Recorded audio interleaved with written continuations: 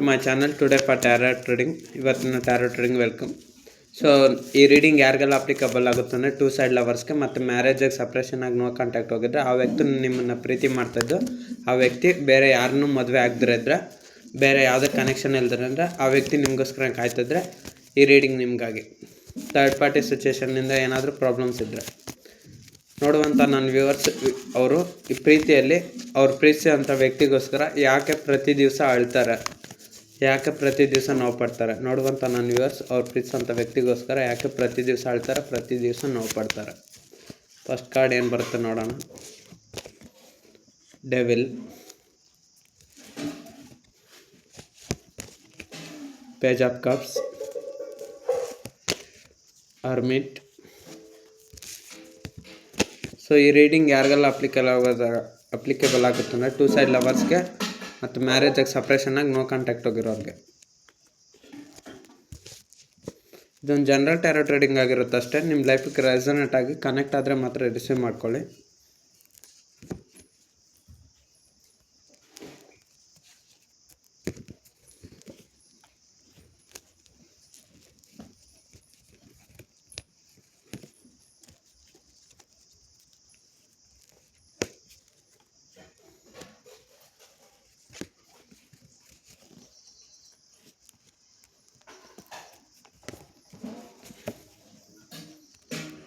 So ನೀವು ಪ್ರೀತಿಸಿದಂಥ ವ್ಯಕ್ತಿಗಾಗಿ ಪ್ರತಿ ಕ್ಷಣ ಅಳ್ತೀರ, ನಿಮಗೆ ಗೊತ್ತಿಲ್ಲ ಯಾಕೆ ಅಳ್ತಾ ಇದ್ದೀರ ಅಂತ. ಸೊ ನೀವು ಪ್ರೀತಿಸಿದಂಥ ಯಾರೇ ಆಗಿರಲಿ ಆ ವ್ಯಕ್ತಿ ನಿಮ್ಮಿಂದ ದೂರ ಆಗಿದ್ದಾರೆ. ಫಸ್ಟಲ್ಲಿ 7 ಆಫ್ ಸಾರ್ಟ್ಸ್ ಟ್ಯಾರೋಟ್ ಕಾರ್ಡ್ ಬಂದಿರೋದ್ರಿಂದ ಆ ಕಾರ್ಡ್ ಏನು ಹೇಳುತ್ತೆ ಅಂದರೆ, ನೀವು ಪ್ರೀತಿಸಿದಂಥ ವ್ಯಕ್ತಿ, ನೀವು ಅವ್ರನ್ನ ತುಂಬ ಪ್ರೀತಿ ಮಾಡಿದ್ರಿ, ತುಂಬ ಗೌರವ ಕೊಟ್ಟರೆ, ತುಂಬ ನಂಬಿದ್ರಿ, ತುಂಬ ಇಷ್ಟಪಟ್ಟರೆ. ಅವರು ನಿಮ್ಮನ್ನು ಇಷ್ಟಪಟ್ಟಿದ್ದಾರೆ ಅಂತ ನಿಮಗೂ ಗೊತ್ತು, ನೀವು ಅವ್ರನ್ನ ಇಷ್ಟಪಟ್ಟರೆ.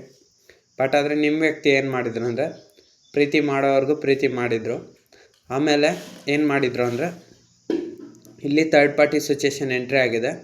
ಸೊ ಆ ಥರ್ಡ್ ಪಾರ್ಟಿ ಸಿಚುವೇಷನ್ ಏನೇ ಆಗಿರ್ಬೋದು, ಫ್ಯಾಮ್ಲಿ ಆಗಿರ್ಬೋದು, ಕೆರಿಯರ್ ಆಗಿರ್ಬೋದು, ಜಾಬ್ ಆಗಿರ್ಬೋದು, ಅಥವಾ ಪರ್ಸ್ನಲ್ ಪ್ರಾಬ್ಲಮ್ಸ್ ಆಗಿರ್ಬೋದು, ಹೆಲ್ತ್ ಇಶ್ಯೂಸ್ ಆಗಿರ್ಬೋದು, ಅಥವಾ ಬೇರೆಯವರು ವ್ಯಕ್ತಿಗಳ ಮಾತು ಕೇಳೋದಾಗಿರ್ಬೋದು, ಅಥವಾ ಇನ್ಯಾವುದೇ ಸಣ್ಣ ಪುಟ್ಟ ಕಾರಣಗಳಾಗಿರ್ಬೋದು, ಏನೇ ಆಗಿರಲಿ ಅದೆಲ್ಲ ಥರ್ಡ್ ಪಾರ್ಟಿ ಸಿಚುವೇಷನ್ನೇ. ಸೊ ಅದರಿಂದ ನಿಮ್ಮ ವ್ಯಕ್ತಿ ಏನು ಮಾಡಿದರು ಅಂದರೆ, ನಿಮ್ಮನ್ನು ಬೇಕಂತಲೇ ಅವಾಯ್ಡ್ ಮಾಡಿದರು. ಸೊ ಅವರು ನಿಮ್ಮನ್ನು ಅವಾಯ್ಡ್ ಮಾಡಿ ಏನು ಮಾಡಿದ್ರು ಅಂದರೆ, ನಿಮಗೆ ಬೇಸರ ತಂದುಬಿಟ್ರು. ಅವಾಯ್ಡ್ ಮಾಡಿ ನಿಮಗೆ ಏನು ಮಾಡಿದ್ರು ಅಂದರೆ ತುಂಬ ಬೇಜಾರು ಮಾಡಿಸ್ಬಿಟ್ರು. ಸೊ ಇದರಿಂದ ಬೇಜಾರಾದಾಗ, ನಿಮಗೆ ನೋವಾದಾಗ, ಇನ್ನು ನಿಮ್ಮ ವ್ಯಕ್ತಿ ಹತ್ರ ಇದ್ದರೆ ನಿಮಗೆ ಆ ನೋವನ್ನು ತಡೆದಿಟ್ಕೊಳ್ಳೋಂಥ ಶಕ್ತಿ ಇಲ್ಲ. ಸೊ ಅವರು ಕೂಡ ನಿಮ್ಮಿಂದ ನಿಮ್ಮ ಕಣ್ಣು ಮುಂದೆನೇ ಇನ್ನೊಬ್ಬರು ದೂರ ಆಗ್ತಾಯಿದ್ರೆ ನಿಮ್ಮ ಕೈಲೂ ನೋಡ್ಕೊಂಡಿರೋಕ್ಕಾಗಲಿಲ್ಲ. ಸೊ ಅದಕ್ಕೆ ನೀವೇನು ಮಾಡಿದ್ರಿ, ಸೊ ಆ ವ್ಯಕ್ತಿಯಿಂದ ತುಂಬ ದೂರ ಬಂದುಬಿಟ್ರೆ. ಆ ವ್ಯಕ್ತಿ ನಿಮಗೆ ಚೀಟ್ ಮಾಡೋವಂಥ ಕೆಲಸ ಆ ಥರ ಏನು ಕಾಣಿಸಿಲ್ಲ. ಬಟ್ ಆದರೆ ನೀವು ಪ್ರೀತಿಸಿದಂಥ ವ್ಯಕ್ತಿ ಯಾರಿದ್ದಾರೆ ನೋಡಿ, ಅವ್ರಿಗೆ ಕೆಲವ್ರ ಮನೆಯಲ್ಲಂತೂ, ಇವಾಗ ಸಪೋಸ್ ಈ ರೀಡಿಂಗ್ನ ಹುಡುಗ ನೋಡ್ತಿದ್ರೆ ಹುಡುಗಿಗೆ ಅಂದ್ಕೊಳ್ಳಿ, ಹುಡುಗಿ ನೋಡ್ತಾರೆ ಹುಡುಗನಿಗೆ ಅಂದ್ಕೊಳ್ಳಿ. ಸೊ ಹುಡುಗಿ ನೋಡ್ತಾಯಿದ್ರೆ, ಸೊ ಹುಡುಗಿ ಕಡೆ ಮನೆಯಲ್ಲಿ ಅವ್ರಿಗೆ ಬೇರೆ ಕಡೆ ಸಂಬಂಧಗಳು ಅಂದರೆ ಬೇರೆಯವರು ಮ್ಯಾರೇಜ್ ಸಂಬಂಧ ಬರ್ತಾ ಇರ್ಬೋದು, ಎಂಗೇಜ್ಮೆಂಟು, ನಿಶ್ಚಿತಾರ್ಥ ಈ ಥರ ಎಲ್ಲ ಆಗೋವಂಥ ಚಾನ್ಸಸ್ ಇತ್ತು ಅನಿಸುತ್ತೆ. ಸೊ ಆ ಒಂದು ಕಾರಣ ನಿಮ್ಗೆ ಗೊತ್ತಾಗಿದೆ. ಸೊ ಆದಮೇಲೆ ನೀವು ಪ್ರೀತಿಸಿದಂಥ ವ್ಯಕ್ತಿಗೆ ಏನು ಹೇಳಿದೆ, ನೀವು ಕೂಡ ವಾಪಸ್ ಬಂದುಬಿಟ್ರೆ, ಇನ್ನು ಈ ವ್ಯಕ್ತಿ ನನ್ನ ಬಿಟ್ಟು ಹೊರಟೋಗ್ತಾರೆ ಅಂತ ನಿಮ್ಗೆ ಗೊತ್ತಾಯಿತು. ಒಂದು ವೇಳೆ ಹುಡುಗಿ ನೋಡ್ತಾಯಿದ್ರೆ ಈ ರೀಡಿಂಗ್ನ, ಹುಡುಗನ ಮನೆಯಲ್ಲಿ ಅವ್ನಿಗೆ ಬೇರೆ ಕಡೆಯಿಂದ ಸಂಬಂಧ ನೋಡ್ತಾಯಿದ್ರೆ, ಹುಡುಗಿನ ನೋಡ್ತಾಯಿದ್ದಾರೆ, ಎಂಗೇಜ್ಮೆಂಟ್ ಆಗ್ತದೆ, ನಿಶ್ಚಿತಾರ್ಥ ಆಗ್ತದೆ, ಹುಡುಗರ ಸಂಬಂಧಗಳು ಬರ್ತಾಯಿದೆ ನೋಡ್ತಾಯಿದ್ರೆ ಅಂತೇಳ್ಬಿಟ್ಟು, ಮ್ಯಾರೇಜ್ ಪ್ರಿಪ್ರೇಷನ್ ನಡೀತದೆ ಅಂತೇಳ್ಬಿಟ್ಟು ನೀವು ಕೂಡ ಅಷ್ಟೇ ಅವ್ರನ್ನ ನೀವೇ ದೂರ ಇಡೋಕ್ಕೆ ಸ್ಟಾರ್ಟ್ ಮಾಡಿದ್ರಿ. ಇದು ಮ್ಯಾರೇಜಿಗೆ ಸಪ್ರೇಷನ್ 2 ಸೈಡ್ ಲವರ್ಸ್ ಇರೋರು ಮಾತ್ರ. ಇನ್ನು ಮ್ಯಾರೇಜಿಗೆ ಸಪ್ರೇಷನ್ ಆಗಿರೋರು ಅಷ್ಟೇ. ನೀವು ಪ್ರೀತಿಸಿದಂಥ ವ್ಯಕ್ತಿ ಯಾರೇ ಆಗಿರ್ಬೋದು, ಬೇರೆಯವ್ರ ಮಾತನ್ನು ಕೇಳ್ಕೊಂಡು, 3ನೇ ವ್ಯಕ್ತಿಗಳ ಮಾತು ಕೇಳ್ಕೊಂಡು ನಿಮ್ಮನ್ನು ಬೇಕಂತಲೇ ದೂಷಣೆ ಮಾಡೋದು, ನಿಮ್ಮನ್ನು ಬೇಕಂತಲೇ ನಿಲ್ಲಿಸೋದು, ಸಣ್ಣ ಪುಟ್ಟ ಜಗಳಕ್ಕೂ ಕಾರಣ, ಸಣ್ಣ ಪುಟ್ಟ ವಿಷಯಕ್ಕೂ ಜಗಳ ಮಾಡೋದು. ಸೊ ಈ ಥರ ಎಲ್ಲ ಮಾಡ್ತಾಯಿದ್ದರಿಂದ ನಿಮಗೆ ತುಂಬ ಬೇಸರ ಆಗೋಯ್ತು. ಏನಪ್ಪ ಇದು ಈ ಥರ ಮಾಡ್ತಾರೆ, ನಾನು ಪ್ರೀತಿಸಿದಂಥ ವ್ಯಕ್ತಿ, ನಾನು ಚೆನ್ನಾಗಿ ನೋಡ್ಕೊಳಕ್ಕೆ ಟ್ರೈ ಮಾಡ್ತಾಯಿದ್ರು, ಅವರು ಏನೋ ಒಂದು ನನಗೆ ಹರ್ಟ್ ಮಾಡ್ತಾರಲ್ಲ, ಯಾಕೆ ಹಿಂಗೆಲ್ಲ ಆಗ್ತಾಯಿದೆ ಈ 3ನೇ ವ್ಯಕ್ತಿಗಳಿಂದ ಅಂತ ಹೇಳ್ಬಿಟ್ಟು ನಿಮಗೂ ಗೊತ್ತಾಗಿ ನೀವು ಕೂಡ ಅಷ್ಟೇ ಅವರಿಂದ ದೂರ ಆಗಿಬಿಟ್ರಿ. ಸೊ ಅವರಷ್ಟಕ್ಕೆ ಅವರೇ ನಿಮ್ಮನ್ನು ದೂರ ಮಾಡಿಕೊಂಡ್ರು. ಸೊ ನಿಮ್ಮ ಕೈಯಲ್ಲಿ ಇನ್ನೂ ತಡೆಯೋಕ್ಕಾಗಲಿಲ್ಲ. ಎಷ್ಟು ನೀವು ಅವ್ರಿಗೆ ರೆಸ್ಪೆಕ್ಟ್ ಕೊಟ್ಟರು, ಗೌರವ ಕೊಟ್ಟರು, ಅವ್ರನ್ನ ಎಷ್ಟು ಫಾಲೋ ಮಾಡಿದ್ರು, ಎಷ್ಟೇ ನಿಮ್ಮ ತಪ್ಪನ್ನು ಒಪ್ಕೊಂಡ್ರು, ಎಷ್ಟೇ ಇದೆಲ್ಲ ಮಾಡಿದ್ರೂ ಅವರೊಂದು ಪರ್ಸ್ನಲ್ ಕಾರಣಗಳಿಂದ ಅವರೊಂದು ಥರ್ಡ್ ಪಾರ್ಟಿ ಸಿಚುವೇಶನ್ ಕಾರಣದಿಂದ ಅವ್ರು ಬೇಕಂತಲೇ ನಿಮ್ಮನ್ನು ದೂರ ಮಾಡಿಕೊಂಡು ನಿಮಗೆ ನೋವು ಮಾಡಿದರು. ಸೊ ಅದರಿಂದನೇ ನೀವಿಬ್ಬರು ಒಂದಾಗಿಲ್ಲ. ಇಲ್ಲಿ 2 ಸೈಡ್ ಲವರ್ಸ್ ಆದರೆ ಮ್ಯಾರೇಜ್ ಆಗಬೇಕಾಯ್ತು, ಆಗಲಿಲ್ಲ. ಈ 3ನೇ ವ್ಯಕ್ತಿಯಿಂದ ನಿಮ್ಮ ಒಂದು ಮದುವೆ ಸಂಬಂಧ ನಡಿಬೇಕಾಗಿದ್ದು ಹಾಳಾಯಿತು. ಇಲ್ಲಿ ಕೆಲವರು ಒಂದು 3 ಇಯರ್ಸ್ನಿಂದ ಪ್ರೀತಿ ಮಾಡ್ತಾಯಿದ್ರು ಅಂದ್ಕೊತೀನಿ. ಇನ್ನು ಕೆಲವ್ರಿಗೆ ಮ್ಯಾರೇಜ್ ಆಗಿ 3 ವರ್ಷ ಆಗಿರ್ಬೋದು. ಇನ್ನು ಕೆಲವರು ಸಪ್ರೇಷನ್ ಆಗಿ 3 ಇಯರ್ಸ್ ಆಗಿದೆ. ಸೊ ನೀವು ತುಂಬ ನೋವು ಪಡ್ತಾನೆ ಇದ್ದೀರ.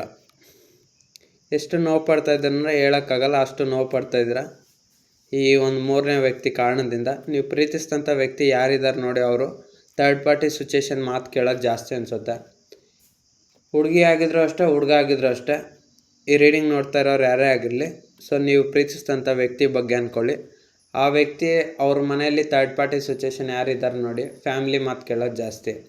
ಸೊ ಅವ್ರು ಹೇಳ್ದಂಗೆ ಕೇಳ್ತಾರೆ. ಸೊ ಆದರೆ ಅವ್ರು ಹೇಳ್ದಂಗೆ ಕೇಳಿದ್ರು ನಿಮ್ಮನ್ನು ತುಂಬ ಪ್ರೀತಿ ಮಾಡ್ತಾರೆ. ಬಟ್ ಆದರೆ ನಿಮ್ಮ ಪ್ರೀತಿನ ಅವರು ಅಕ್ಸೆಪ್ಟ್ ಮಾಡ್ತಿಲ್ಲ. ಕೆಲವ್ರು ಇಲ್ಲಿ ಪ್ರಪೋಸ್ ಮಾಡಿರ್ಬೋದು. ಕೆಲವ್ರು ಪ್ರಪೋಸ್ ಮಾಡಿದ್ರೂ ನಿಮಗೆ ಡೈರೆಕ್ಟ್ ಇನ್ನೂ ಕಮಿಟ್ಮೆಂಟ್ ಕೊಡ್ತಾಯಿಲ್ಲ.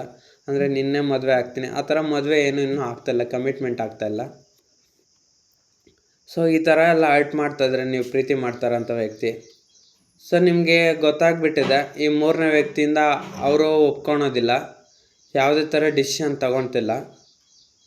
ಸೊ ನೀವು ಇನ್ನು ಎಫರ್ಟ್ಸ್ ಹಾಕಿ ಸಾಕಾಗ್ಬಿಟ್ಟಿದೆ ನಿಮಗಂತೂ.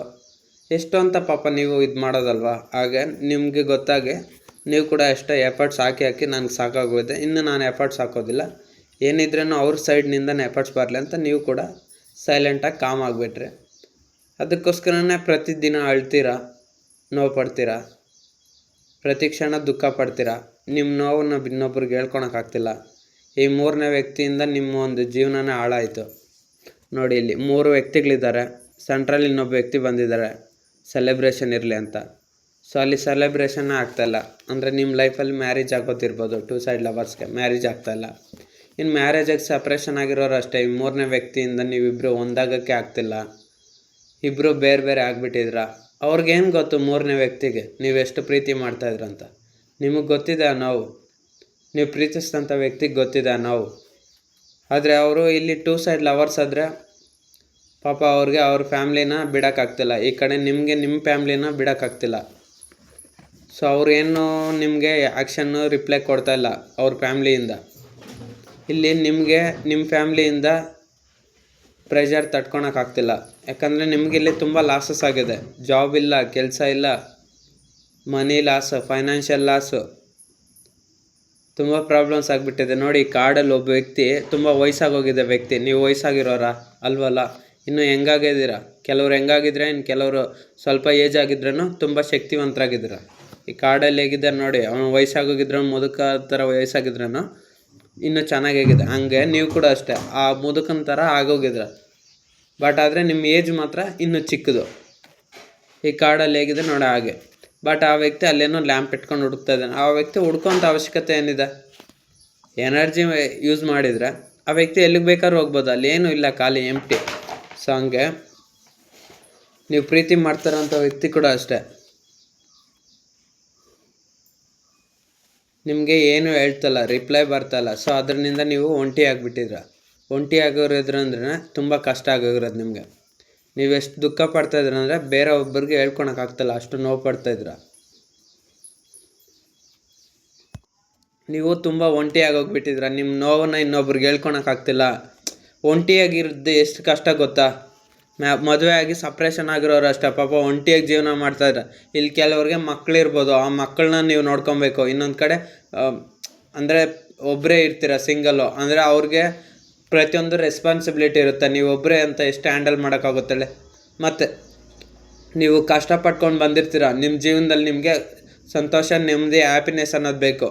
ಸೊ ನಿಮ್ಮನ್ನಂತೂ ನೋಡ್ಕೊಳೋರು ಒಬ್ಬ ವ್ಯಕ್ತಿ ಇಲ್ಲ, ಲೈಫಲ್ಲಿ ಒಬ್ಬ ಪಾರ್ಟ್ನರ್ ಇಲ್ಲ.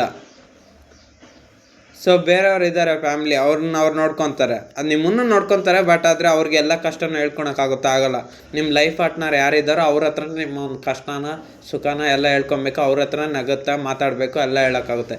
ಈಗ ಕೆಲವ್ರಿಗೆ ಮಕ್ಳಿರ್ತಾರೆ ಪಾಪ, ಅವರು ನಿಮ್ಮ ಮಕ್ಳ ಹತ್ರ ನೀವು ಹೇಳೋಕ್ಕಾಗ್ತಲ್ಲ. ಸೊ ಹಾಗಾಗಿ ನಿಮ್ಮ ನೋವನ್ನ ನೀವು ಯಾರಿಗೂ ಹೇಳ್ಕೊಳಕ್ಕಾಗ್ದ್ರೆ ಅಷ್ಟು ನೋವನ್ನು ನೀವೊಬ್ಬರೇ ಅನುಭವಿಸ್ತಾ ಸುಮ್ಮನೆ ಇದ್ರೆ. ಇನ್ನು 2 ಸೈಡ್ ಲವರ್ಸ್ ಆದ್ರೂ ಅಷ್ಟೇ, ಕೆಲವ್ರು ಸಿಂಗಲ್ ಇದ್ದೀರಾ, ಅವ್ರ ಫ್ಯಾಮ್ಲಿ ನಿಮ್ಮ ಫ್ಯಾಮ್ಲಿ ನಿಮಗೆ ಕೆಲವ್ರಿಗೆ ಹೆಲ್ಪ್ ಮಾಡ್ತಾ ಇರುತ್ತೆ, ಇನ್ನು ಕೆಲವ್ರಿಗೆ ಹೆಲ್ಪ್ ಮಾಡ್ತಾ ಇರಲ್ಲ.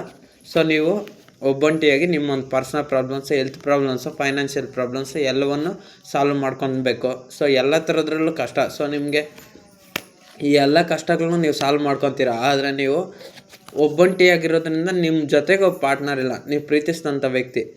ಸೊ ಅವರು ನಿಮ್ಮನ್ನು ಬಿಟ್ಟು ಹೋದ್ರೂ ನಿಮ್ಗೆ ಒಂದೊಂದು ಸಾರಿ ಪರವಾಗಿಲ್ಲ ಅನಿಸುತ್ತೆ. ಬಟ್ ಆದರೆ ನಿಜವಾಗ್ಲೂ ಪ್ರೀತಿ ಮಾಡ್ತಾ ಇರೋದ್ರಿಂದ ಅವ್ರಿಗೆ ನಿಮ್ಗೆ ಸಿಗ್ತಾಯಿಲ್ಲ, ಅವ್ರನ್ನ ಪಡೆಯೋಕ್ಕಾಗದೆ ನೀವು ತುಂಬ ಡೈಲಿ ಅಳ್ತಾ ಇರೋದು. ಅವ್ರು ಕೂಡ ಅಷ್ಟೇ ಅದೇ ಒಂದು ವೇಯಲ್ಲಿ ಇದ್ದಾರೆ. ಸೊ ನೀವು ಪ್ರೀತಿ ಮಾಡೋಂಥ ವ್ಯಕ್ತಿ ನಿಮ್ಮನ್ನು ತುಂಬ ಪ್ರೀತಿ ಮಾಡ್ತಾರೆ. ಎಷ್ಟು ಪ್ರೀತಿ ಮಾಡ್ತಾರೆ ನೋಡಿ, ಇಲ್ಲಿ ಕಪ್ಸಲ್ಲಿ ಆ ಫಿಶ್ ಕಡೆನೇ ನೋಡ್ತಾಯಿದ್ರೆ, ಆ ಫಿಶ್ ಕೂಡ ಅಷ್ಟೇ ಅವ್ರ ಕಡೆ ನೋಡ್ತದೆ. ಸೊ ಹಂಗೆ ನೀವು ಕೂಡ ಅಷ್ಟೇ ಆ ವ್ಯಕ್ತಿನೇ ತುಂಬ ಇಷ್ಟಪಡ್ತಾಯಿದ್ರೆ. ಬಟ್ ಎಷ್ಟು ಇಷ್ಟಪಡ್ತಾಯಿದ್ರೆ ಅಂತ ನಿಮ್ಗೆ ಹೇಳೋಕ್ಕಾಗ್ತಿಲ್ಲ. ನೀವು ಅವ್ರನ್ನ ಮರ್ತೋಗ್ಬೇಕಂತ ತುಂಬ ಟ್ರೈ ಮಾಡ್ತಾರೆ, ಬಟ್ ಆದರೆ ನಿಮ್ಮ ಕೈಯಲ್ಲಿ ಮರೆಯೋಕ್ಕಾಗ್ತಿಲ್ಲ. ಯಾಕಂದರೆ ನಿಮ್ಮದು ಜೆನ್ಯೂನ್ ಪ್ರೀತಿ ಇದೆ, ಸೀರಿಯಸ್ ಲವ್. ಒಬ್ಬರ ಮೇಲೆ ಒಂದು ಸಾರಿ ಬಂದು ಇನ್ನೊಬ್ಬರ ಮೇಲೆ ಇನ್ನೊಂದು ಸಾರಿ ಹೋಗೋವಂಥ ಪ್ರೀತಿ ಅಲ್ಲ. ಸೊ ಅದಕ್ಕಾಗಿ ನಿಮ್ಮ ವ್ಯಕ್ತಿಗೋಸ್ಕರ ನೀವು ವೆಯ್ಟ್ ಮಾಡ್ತಿರೋದು. ಇವತ್ತಲ್ಲ ನಾಳೆ ಅವ್ರು ಬಂದೇ ಬರ್ತಾರಂತ ವೆಯ್ಟಿಂಗ್ ಮಾಡ್ತಾನೆ ಇದ್ರಿ. ನೋಡಿ, ಇಲ್ಲಿ ಒಬ್ಬ ವ್ಯಕ್ತಿ ಕಾಡಲ್ಲಿ ಕಪ್ಪೆಟ್ಕೊಂಡು ಸೈಲೆಂಟಾಗಿ ನಿಂತಿದ್ದಾರೆ. ಇದು ಯಾರಿಗೆ ಕೊಡೋಕ್ಕೋಸ್ಕರ? ಆ ವ್ಯಕ್ತಿ ಇಲ್ಲ. ಸೊ ಹಂಗೆ ನೀವು ಅಷ್ಟು ನಿಮ್ಮ ಪ್ರೀತಿನೆಲ್ಲ ಅವ್ರಿಗೆ ಹೇಳಬೇಕು, ಅವ್ರಿಗೆ ಸಮರ್ಪಿಸಬೇಕು ಅಂತ ನೀವಿನ್ನೂ ವೆಯ್ಟ್ ಮಾಡ್ತಾಯಿದ್ರ. ಆ ವ್ಯಕ್ತಿ ಕೂಡ ಅಷ್ಟೇ, ಸೇಮ್ ಪೇಜ್ ಆಫ್ ಕಪ್ಸೆ. ಸೊ ಅವ್ರು ಕೂಡ ಅಷ್ಟೇ ನಿಮ್ಮ ಮೇಲೆ ಇದೇ ಥರ ಫೀಲಿಂಗ್ಸ್ ಇರೋದ್ರಿಂದ. ಬಟ್ ಆದರೆ ಅವ್ರ ಸೈಡ್ನಿಂದ ಎಫರ್ಟ್ಸ್ ಇಲ್ಲ, ಅವ್ರ ಸೈಡೇ ಥರ್ಡ್ ಪಾರ್ಟಿ ಸಿಚುಯೇಷನ್ ಅಫೆಕ್ಟ್ ಆಗಿರೋದು. ಸೊ ಅದರಿಂದ ಅವರು ನಿಮಗೆ ಏನೂ ರಿಪ್ಲೈ ಕೊಡ್ತಲ್ಲ. ಸೊ ಇದರಿಂದ ನಿಮಗೆ ನೋವು ತಡೆಯೋಕ್ಕಾಗದೆ ನೀವು ಡೈಲಿ ಅಳ್ತೀರ, ತುಂಬ ನೋವು ಪಡ್ತೀರ ಕೂಡ. ಬಟ್ ಆದರೆ ಇಲ್ಲಿ ನೀವು ನೋಡೋಕ್ಕೆ ಚೆನ್ನಾಗಿದ್ರ, ಇಲ್ಲಿ ಕೆಲವರು ಎಂಗೇಜ್ ಇದ್ದೀರ, ಇನ್ನು ಕೆಲವರು ಸ್ವಲ್ಪ ಏಜ್ ಆಗಿದ್ರೂ ನೋಡೋಕ್ಕೆ ತುಂಬ ಚೆನ್ನಾಗಿದ್ರ, ಮತ್ತು ಇಂಟೆಲಿಜೆಂಟ್ ಇದ್ರ. ಇನ್ನೂ ಕಾಡಲ್ಲಿ ಏನು ಹೇಳ್ಬೋದು, ತುಂಬ ಬುದ್ಧಿವಂತರಾಗಿದ್ರ. ನಡತೆ ಗುಣ ಎಲ್ಲದರಲ್ಲೂ, ನಡತೆ ಗುಣ ಅನ್ನೋದಕ್ಕಿಂತ ಸ್ಟೈಲಲ್ಲಿ ಸ್ವಲ್ಪ ಡಿಫ್ರೆಂಟ್ ಇದ್ದೀರ. ಅಂದರೆ ಆ್ಯಟಿಟ್ಯೂಡ್ ಅಂತ ಹೇಳೋಕ್ಕಾಗಲ್ಲ, ಸ್ವಲ್ಪ ಗುಡ್ ಇದ್ದೀರಾ ಅಂತ ಹೇಳ್ಬೋದು ಅಷ್ಟೇ. ಓಕೆ, ಗುಡ್ ಸ್ಟೈಲು ಮತ್ತು ಗುಡ್ ನೋಡೋಕ್ಕೆ ಚೆಂದಾಗೆ. ಸೊ ಎಲ್ಲವೂ ಈ ವೇಷಭೂಷಣ ನೋಡಿ ಈ ವ್ಯಕ್ತಿ ಕಾಡಲ್ಲಿ ಹೇಗಿದ್ದಾರೆ, ಸೊ ಹಾಗೆ ನೀವು ಕೂಡ ಅಷ್ಟೇ. ನಿಮ್ಮ ಡ್ರೆಸ್ಸಿಂಗ್ ಸ್ಟೈಲು ಎಲ್ಲವೂ ಚೆನ್ನಾಗಿದೆ. ಡೆವಿಲ್ ಎನರ್ಜಿ ಇನ್ನು ಏನು ಹೇಳುತ್ತಂದರೆ, ಈ ಕಾರ್ಡು ನೀವು ಪ್ರೀತಿಸಿದಂಥ ವ್ಯಕ್ತಿಗೆ ನಿಮ್ಮನ್ನು ಬಿಟ್ಟಿರೋಕ್ಕಲ್ಲ. ನೋಡಿ, ಇಲ್ಲಿ ಚೈನಾಗಿ ಕಟ್ ಹಾಕಿದೆ. ಸೊ ಹಂಗೆ ನೀವು ಎಷ್ಟೋ ಪ್ರಯತ್ನ ಮಾಡ್ತಾಯಿದ್ರ ನೀವು ವ್ಯಕ್ತಿಯಿಂದ ನೀವು ಬಿಡುಗಡೆ ಆಗಬೇಕಂತ. ಬಟ್ ಅವ್ರು ಮಾತ್ರ ನಿಮ್ಮ ಮನಸ್ಸಿನಿಂದ ಹೋಗ್ತಾನೆ ಇಲ್ಲ, ನಿಮ್ಮ ಮೆದುಳಿನಿಂದನೂ ಹೋಗ್ತಾನೆ ಇಲ್ಲ. ನಿಮ್ಮ ಹಾರ್ಟಲ್ಲಿ ಅವ್ರು ಕುತ್ಕೊಂಡ್ಬಿಟ್ಟಿದ್ದಾರೆ ಜಾಗ ಮಾಡಿಕೊಂಡು. ಸೊ ಅದಕ್ಕೋಸ್ಕರ ನೀವು ಅವ್ರನ್ನ ಎಷ್ಟೇ ಪ್ರಯತ್ನ ಮಾಡಿದ್ರು, ಎಷ್ಟೇ ಹೊಡೆದೋಡಿಸ್ಬೇಕಂತ ಇದು ಮಾಡ್ತಾಯಿದ್ರು, ನಿಮ್ಮಷ್ಟಕ್ಕೆ ನೀವೇ ಮರ್ತೋದ್ರೇನೋ, ಒಂದು 2 ದಿವಸ, ಒಂದು 3 ದಿವಸ ಮರ್ತೋದ್ರೇನೋ. ಮರ್ತೋಗಲ್ಲ, ದಿನಕ್ಕೊಂದು ಸಾರಿ 2 ಸಾರಿ ಆದರೆ ನೆನಪಾಗ್ತಾನೆ ಇರ್ತಾರೆ. ಎಷ್ಟೇ ಆದ್ರೂ ನೀವು ಅವ್ರನ್ನ ಮರೀತಾ ಇಲ್ಲ. ಬಿಕಾಸ್ ಅವ್ರು ಕೂಡ ಅಷ್ಟೇ ಅದೇ ಫೀಲಿಂಗ್ಸು, ನಿಮ್ಮನ್ನು ಮರೀತಾ ಇಲ್ಲ, ಮರೆಯೋಕ್ಕೂ ಆಗ್ತಿಲ್ಲ ಅವ್ರು ಸಹ ಕೈಯಲ್ಲಿ. ನೈಟ್ ಆಫ್ ಕಪ್ಸ್ ಏನು ಹೇಳುತ್ತಂದರೆ, ಈ ಕಾರ್ಡು ಕಮಿಟ್ಮೆಂಟು. ನೀವು ಪ್ರೀತಿಸಿದಂಥ ವ್ಯಕ್ತಿ ನಿಮಗೆ ಕಮಿಟ್ಮೆಂಟ್ ಕೊಡಬೇಕು. 2 ಸೈಡ್ ಲವರ್ಸ್ ಆದ್ರೆ ಮ್ಯಾರೇಜ್ ಆಗೋದಕ್ಕೆ ಕಮಿಟ್ಮೆಂಟ್ ಕೊಡಬೇಕು. ಅಂದರೆ ನಿಮ್ಮ ಸೈಡ್ ಬರಬೇಕು ಅಂತ ತುಂಬ ಟ್ರೈ ಮಾಡ್ತಾರೆ, ಬಟ್ ಆಗ್ತಾಯಿಲ್ಲ. ಇನ್ನು ಮ್ಯಾರೇಜಾಗಿ ಸಪ್ರೇಷನ್ ಆಗಿರೋರು, ನೋ ಕಾಂಟ್ಯಾಕ್ಟ್ ಹೋಗಿರೋರು ಅಷ್ಟೇ. ಅವರು ಯಾರ ಮಾತನ್ನು ಥರ್ಡ್ ಪಾರ್ಟಿ ಸಿಚುಯೇಷನ್ ಮಾತು ಕೇಳ್ಕೊಂಡು ಹೋಗಿದ್ರು, ಸೊ ಅವರು ಅದನ್ನು ಬಿಟ್ಟು ನಿಮ್ಮ ಹತ್ರ ಬರಬೇಕು ಅಂತ ತುಂಬ ಟ್ರೈ ಮಾಡ್ತಾರೆ. ಮತ್ತು ನಿಮ್ಮ ಜೊತೆ ರೀಯೂನಿಯನ್ ಆಗಬೇಕು, ಒಂದಾಗಬೇಕಂತ ತುಂಬ ಟ್ರೈ ಮಾಡ್ತಾರೆ. ಬಟ್ ಅವ್ರಿಗೆ ಆ ಥರ್ಡ್ ಪಾರ್ಟಿ ಸಿಚುಯೇಷನ್ನೇ ಅವ್ರನ್ನ ಸ್ಟಾಪ್ ಮಾಡ್ತಾಯಿದೆ. ನೋಡಿ, ಇಲ್ಲಿ ಒಬ್ಬ ವ್ಯಕ್ತಿ ಕುದುರೆ ನೇರು ಬರ್ತಾಯಿದ್ರೆ, ನದಿನ ದಾಟಬೇಕು, ಬೆಟ್ಟ ಗುಡ್ಡ ದಾಟಬೇಕು. ಸೊ ಇದ್ರ ಅರ್ಥ ಏನಂದರೆ ಥರ್ಡ್ ಪಾರ್ಟಿ ಸಿಚುಯೇಷನ್. ಸೊ ಅದರಿಂದ ಅವ್ರ ಸೈಡಿಂದ ರಿಪ್ಲೈ ಇಲ್ಲ. ಸೊ ಅದಕ್ಕಾಗಿ ನೀವೇನು ಮಾಡ್ತಾಯಿದ್ರ, ಅವರು ನಿಮ್ಗೆ ರಿಪ್ಲೈ ಕೊಡ್ತಲ್ಲ, ಈ ಕಡೆ ನಿಮಗೂ ಏನು ಮಾಡ್ಬೇಕಂತ ಗೊತ್ತಾಗ್ತಲ್ಲ. ನೀವು ನಿಮ್ಮ ಟೈಮು ವೇಸ್ಟ್ ಆಗ್ತದೆ, ಅವ್ರ ಟೈಮು ವೇಸ್ಟ್ ಮಾಡ್ತದೆ. ಇದರಿಂದ ನೀವು ಪ್ರತಿ ದಿವಸ ಅಳ್ತಾಯಿದ್ದೀರ. ಮತ್ತು ಇನ್ನೂ ಅಳೋದಕ್ಕೆ ಏನೆಲ್ಲ ಕಾರಣ ಆಯಿತು ಅಂದರೆ, ಅತಿಯಾಗಿ ಪ್ರೀತಿ ಮಾಡೋವಂಥದ್ದು. 9 ಕಪ್ಸ್ ಅಂದರೆ ಅತಿಯಾಗಿ ಪ್ರೀತಿ. ಸೊ ಸುಮ್ಮನೆ ಆ ಕ್ಷಣಕ್ಕೆ ನೆನಪು ಮಾಡ್ಕೊಂಡು ಹೋಗೋವಂಥ ಪ್ರೀತಿ ನಿಮ್ಮದಲ್ಲ. ಅವ್ರಿಗೋಸ್ಕರ ಏನು ಬೇಕಾದ್ರೂ ಮಾಡೋವಂಥ ಪ್ರೀತಿ ನಿಮ್ಮದು. ಸೊ ಅದಕ್ಕೋಸ್ಕರ ನಾನು ಇಲ್ಲಿ ಕೆಲವರು ನಾನು ರೀಡಿಂಗ್ ನೋಡ್ತಾ ಇರೋರು ಜಾಬ್ನ ಲಾಸ್ ಮಾಡ್ಕೊಂಡಿರ್ತೀರ, ಇನ್ನು ಕೆಲವರು ದುಡ್ಡನ್ನು ಕಳ್ಕೊಂಡಿರ್ತೀರ, ಇನ್ನು ಕೆಲವರು ಪ್ರೀತಿಸಿದ ವ್ಯಕ್ತಿಗೋಸ್ಕರ ಜಾಬ್ನೇ ಕಳ್ಕೊಂಡಿರ್ತೀರ, ಇನ್ನು ಕೆಲವರು ಬೇಜಾನ್ ದುಡ್ಡನ್ನು ಕಳ್ಕೊಂಡಿರ್ತೀರ, ಇನ್ನು ಕೆಲವರು ಫ್ಯಾಮ್ಲಿಯಲ್ಲಿ ಪ್ರಾಬ್ಲಮ್ಸ್ ಮಾಡ್ಕೊಂಡಿರ್ತೀರ, ಇನ್ನು ಕೆಲವರು ಹೆಲ್ತನ್ನ ಹಾಳು ಮಾಡ್ಕೊಂಡಿರ್ತಾರೆ, ಇನ್ನು ಕೆಲವರು ಟೋಟಲ್ ಎಲ್ಲ ಪ್ರಾಬ್ಲಮ್ಸ್ ಆಗೋಗಿರುತ್ತೆ ನಿಮಗೆ. Personal problems, health issues, financial issues ಎಲ್ಲವನ್ನೂ ಮಾಡ್ಕೊಂಬಿಟ್ಟಿರ್ತಾರೆ ನೀವು ಪ್ರೀತಿಸಿದಂಥ ವ್ಯಕ್ತಿಗೋಸ್ಕರ. ಚೆನ್ನಾಗಿದ್ರೆ ಅನಿಸುತ್ತೆ ಫಸ್ಟು ನೀವು ಅವ್ರು ಬರೋಕ್ಕೆ ಮುಂಚೆ ನಿಮ್ಮ ಲೈಫಲ್ಲಿ ಸೂಪರ್ ಆಗಿದ್ರೆ. ಬಟ್ ಅವರು ಎಂಟ್ರಿ ಆಗಿದ ತಕ್ಷಣ ಅವರು ನಿಮ್ಮನ್ನು ಅಷ್ಟಕ್ಕೆ ಪ್ರೀತಿ ಮಾಡ್ತಾಯಿದ್ರು, ಕೇರ್ ಮಾಡ್ತಾಯಿದ್ರು. ಅವ್ರಿಗೆ ಥರ್ಡ್ ಪಾರ್ಟಿ ಸಿಚುವೇಶನ್ ಕಾರಣದಿಂದ ಅವರು ನಿಮ್ಗೇನು ರಿಪ್ಲೈ ಮಾಡ್ತಾಯಿಲ್ಲ. ಸೊ ನೀವು ಏನು ಮಾಡ್ತೀರಾ, ಪ್ರತಿ ದಿವಸ ಅಳ್ತಾ ಕೂತಿದ್ದೀರಾ. ಇವತ್ತಿಲ್ಲ ನಾಳೆ ಬರ್ತಾರಂತ ನೀವು ತುಂಬ ವೆಯ್ಟ್ ಮಾಡ್ತಾಯಿದ್ದೀರಾ. ಬಟ್ ಆದರೆ ಅವ್ರು ಮಾತ್ರ ಯಾಕೋ ಬರ್ತಾನೆ ಇಲ್ಲ. ಅಲ್ಲಿ ಅವ್ರಿಗೆ ಗೊತ್ತಾಗಿದೆ, ಅಲ್ಲಿ ಅವ್ರಿಗೆ ಥರ್ಡ್ ಪಾರ್ಟಿ ಸಿಚುವೇಶನ್ ಸ್ಟಾಪ್ ಮಾಡ್ತಾಯಿದೆ. ಅವ್ರ ಫ್ಯಾಮ್ಲಿ ಆಗಿರ್ಬೋದು, ಪರ್ಸನಲ್ ಪ್ರಾಬ್ಲಮ್ಸ್, ಹೆಲ್ತ್ ಪ್ರಾಬ್ಲಮ್ಸ್ ಏನೋ ಒಂದು ಅವ್ರನ್ನ ಸ್ಟಾಪ್ ಮಾಡ್ತಾಯಿದೆ. ಅವ್ರನ್ನ ಅಲ್ಲಿ ಸ್ಟಾಪ್ ಮಾಡ್ತಾ ಇರೋದ್ರಿಂದ ನೀವು ಇಲ್ಲಿ ಪ್ರತಿ ದಿವಸ ಅವ್ರಿಗೋಸ್ಕರ ಕಣ್ಣೀರು ಇಡ್ತಾಯಿದ್ದೀರ, ಪ್ರತಿದಿನ ಅಳ್ತಾಯಿದ್ದೀರ. ನೀವೆಷ್ಟು ಅಳ್ತಾಯಿದ್ದೀರ ಅಂತ ನಾನು ಇಲ್ಲಿ ಮಾತಲ್ಲಿ ಹೇಳೋಕ್ಕಾಗ್ತಿಲ್ಲ. ಅಷ್ಟು ಅಳ್ತಾಯಿದ್ದೀರ, ಅಷ್ಟು ದುಃಖ ಪಡ್ತಾಯಿದ್ದೀರ. ಸೊ ನಿಮ್ಮ ಎಷ್ಟು ಪ್ರೀತಿ ಮಾಡ್ಕೊತಿದ್ರೆ ಅಂದರೆ ಒಬ್ರನ್ನೊಬ್ರು ಲವರ್ಸ್ ಬಿಟ್ಟಿರೋಕ್ಕಾಗ್ದಷ್ಟು ಪ್ರೀತಿ ಇದೆ. ಬಟ್ ಆದರೂ ಈ ಥರ್ಡ್ ಪಾರ್ಟಿ ಸಿಚುವೇಶನ್ನು ಅದು ಯಾರೋ ಏನಪ್ಪ ಅವ್ರ ಫ್ಯಾಮ್ಲಿ ಅದು ಹೆಂಗೆ ಒಪ್ಕೊಂಡು ನಿಮ್ಮ ವ್ಯಕ್ತಿನೇ ಅಲ್ಲಿ ಅವ್ರ ಫ್ಯಾಮ್ಲಿಗೆ ಏನೂ ಹೇಳ್ತಾಯಿಲ್ಲ. ಬಿಕಾಸ್ ಅವ್ರು ಹೇಳಿದ್ರೆ ನೋಡಿ ಈ ಥರ ಹರ್ಟ್ ಆಗ್ತಾರೆ ನಿಮ್ಮ ನೀವು ಪ್ರೀತಿಸಿದಂಥ ವ್ಯಕ್ತಿ ಫ್ಯಾಮ್ಲಿ. ಇಲ್ಲಿ ನೋಡಿ ಒಬ್ಬ ವ್ಯಕ್ತಿ ಮೂರನಲ್ಲಿ ಸೆಂಟ್ರಲ್ಲಿ ಹೇಗೆ ನೋವು ಪಡ್ತಾಯಿದ್ದಾನೋ ಹಂಗೆ ನೀವು ಪ್ರೀತಿಸಿದಂಥ ವ್ಯಕ್ತಿ ಇಲ್ಲಿ ತಂದೆ ಆಗಿರ್ಬೋದು, ತಾಯಿ ಆಗಿರ್ಬೋದು, ಇವರಿಬ್ಬರು ಜಗಳ ಮಾಡ್ಕೊಂಡು ನಿಮ್ಮ ಪ್ರೀತಿನ ಅಪೋಸ್ ಮಾಡಿದಾಗ ಆ ವ್ಯಕ್ತಿ ಪರಿಸ್ಥಿತಿ ಹಿಂಗಿರುತ್ತೆ. ನೀವು ಪ್ರೀತಿಸಿದಂಥ ವ್ಯಕ್ತಿ ಪರಿಸ್ಥಿತಿನೂ ಅಷ್ಟೇ. ನೀವು ಕೂಡ ಅಷ್ಟೇ, ಅವ್ರು ನಿಮ್ಮನ್ನು ಅಪೋಸ್ ಮಾಡ್ತಾ ಇರೋದ್ರಿಂದ, ನಿಮ್ಮನ್ನು ಬೇಡ ಅಂತ ಇರೋದ್ರಿಂದ ನಿಮ್ಮ ಪರಿಸ್ಥಿತಿ ಹೀಗಾಗಿದೆ, ನಿಮ್ಮ ಪ್ರೀತಿಸಿದಂಥ ವ್ಯಕ್ತಿ ಪರಿಸ್ಥಿತಿ ಹೀಗಾಗಿದೆ. ಅವ್ರ ಫ್ಯಾಮ್ಲಿಗೋಸ್ಕರ ಬೆಲೆ ಕೊಡ್ತಾಯಿದ್ದಾರೆ. ಇವಾಗ ಅವರೇ ನೋವು ಪಡ್ತಾಯಿದ್ದಾರೆ. ನೀವು ಅಷ್ಟೇ, ಅವ್ರ ಸೈಡ್ನಿಂದ ರಿಪ್ಲೈ ಬರ್ತಲ್ಲ, ನಿಮ್ಮ ವ್ಯಕ್ತಿ ಸೈಡ್ನಿಂದ ಅವರೇ ಅಳ್ತಾ ಇದ್ದಾರೆ ಅವ್ರ ಫ್ಯಾಮ್ಲಿಗೋಸ್ಕರ. ಸೊ ಅದರಿಂದ ಅವ್ರ ಸೈಡ್ನಿಂದ ಏನು ರಿಪ್ಲೈ ಬರ್ತಲ್ಲ ಅಂತ ನೀವು ಕೂಡ ಅಷ್ಟೇ ಈ ಕಾಡಲ್ಲಿ ಆ ವ್ಯಕ್ತಿ ಹೇಗೆ ನೋವು ಪಡ್ತಾಯಿದ್ದಾನೋ ಹಂಗೆ ನೀವು ಕೂಡ ಅಷ್ಟೇ ತುಂಬ ಅಳ್ತಾಯಿದ್ದೀರ, ತುಂಬ ದುಃಖ ಪಡ್ತಾಯಿದ್ದೀರ. ನಿಮ್ಮ ನೋವನ್ನು ಯಾರಿಗೂ ಹೇಳ್ಕೊಳಕ್ಕಾಗ್ತಲ್ಲ. ಇಲ್ಲೆಲ್ಲ ನೋಡಿ ಬಿಳಿ ಮೋಡಗಳು, ಸಮುದ್ರಗಳು ಹೇಗಾಗಿದೆ, ಬಿಸಿಲು ಬಂದು ಜೀವನ ಎಲ್ಲ ಹೆಂಗೆ ಸುಡ್ತಾ ಇದೆಯೋ, ಈ ಕಾಡಲ್ಲೆಲ್ಲ ಸ್ಕೈ ಬ್ಲೂ ಇದೆ ಮತ್ತು ಇದಿದೆ. ಅಂದರೆ ಬೇಸಿಗೆ ಕಾಲದಲ್ಲಿ ಇರೋದಿದು.